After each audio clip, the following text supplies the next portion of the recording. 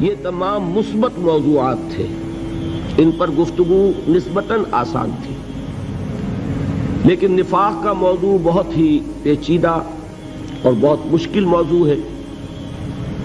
لیکن چونکہ ہمارے دین میں اس روگ اور اس بیماری کے بارے میں یہ صراحت کر دی گئی ہے کہ منافقین جہنم کے سب سے نچلے طبقے میں ہوں گے۔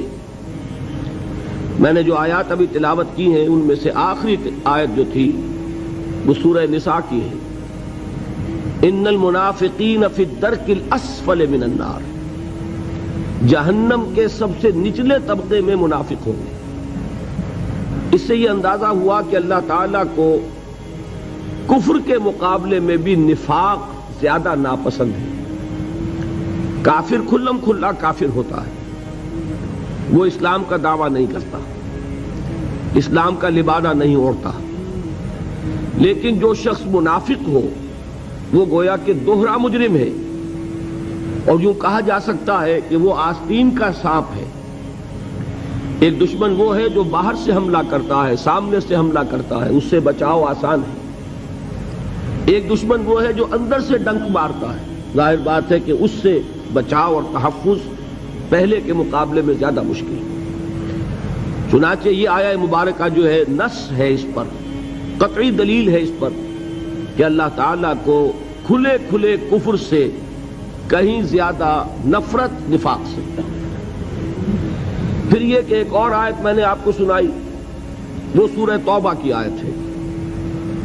کسی مسلمان کے لیے ایک آخری ذہنی سہارا ہوتا ہے حضور صلی اللہ علیہ وسلم کی شفاعت۔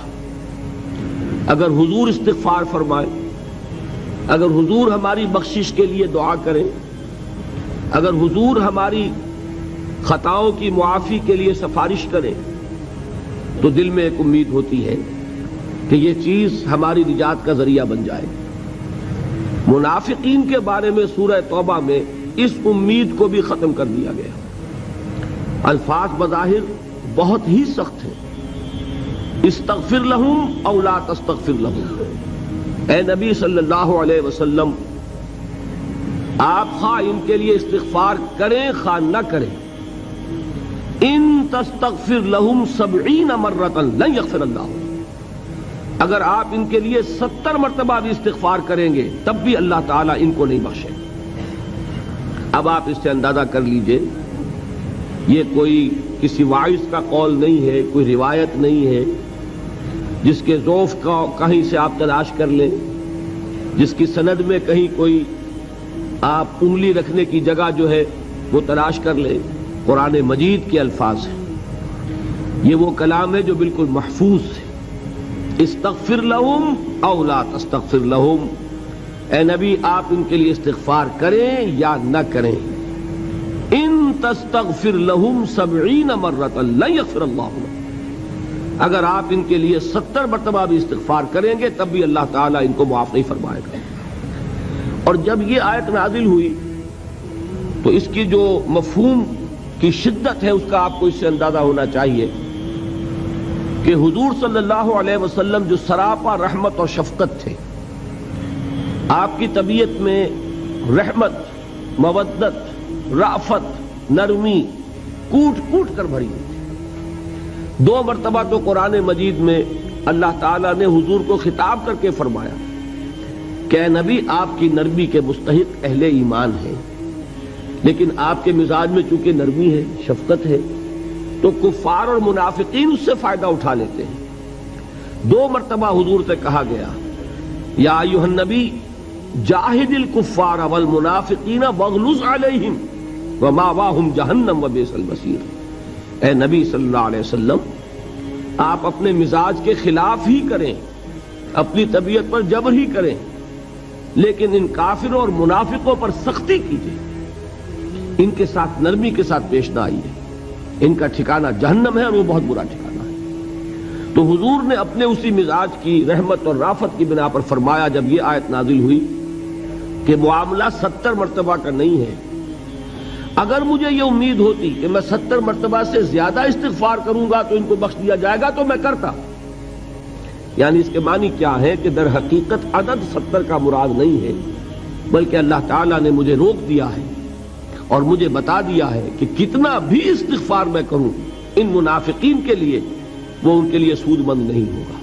70 نہیں 70,000 مرتبہ میں کرنے کو تیار ہوں اگر امید ہو، لیکن یہ ہے کہ در حقیقت اس کے معنی یہ ہے کہ کسی شکل میں بھی منافقین کے لیے مغفرت نہیں۔ اب ان دو چیزوں سے اندازہ ہو جانا چاہیے کہ کس قدر قابل حذر شے، کتنی خوف کے لائق ہے، انسان کو کتنا اس سے بچنا چاہیے۔ اس کے ساتھ ایک مغالطہ ہے جو ہمارے ذہنوں میں لاحق ہے۔ وہ مغالطہ کیا ہے کہ ہم یہ سمجھتے ہیں کہ منافق کوئی علیحدہ جنس ہے، کوئی علیحدہ نوع ہے، ہم تو منافق ہو ہی نہیں سکتے، ہم سے نفاق کا کیا سروکار۔ اچھی طرح سمجھیے اس بات کو کہ جب ہم ان آیات پر سے گزرتے ہیں، ان احادیث کو پڑھتے ہیں جن میں منافقین کے انجام کا ذکر ہے، تو ہم لرزتے نہیں۔ کیوں نہیں لرزتے؟ کہ ہم سمجھتے ہیں یہ تو منافقوں کا ذکر ہے، ہمارا تھوڑا ہی ہے۔ یہ چیز وہ ہے کہ جس کی بنا پر جو ان آیات کی تاثیر ہونی چاہیے اس سے ہم محروم رہتے ہیں۔ وہ جو نظم سنائی تھی حافظ عرفان صاحب نے کہ آنکھیں ہیں کہ نم ہوتی ہی نہیں، کہنے کو تو ایک ایک محفل میں پڑھ پڑھ کے سنایا جاتا ہوں، قرآن پڑھا جا رہا ہے، آنکھوں میں نمی نہیں آ رہی، دل میں نرمی نہیں آ رہی۔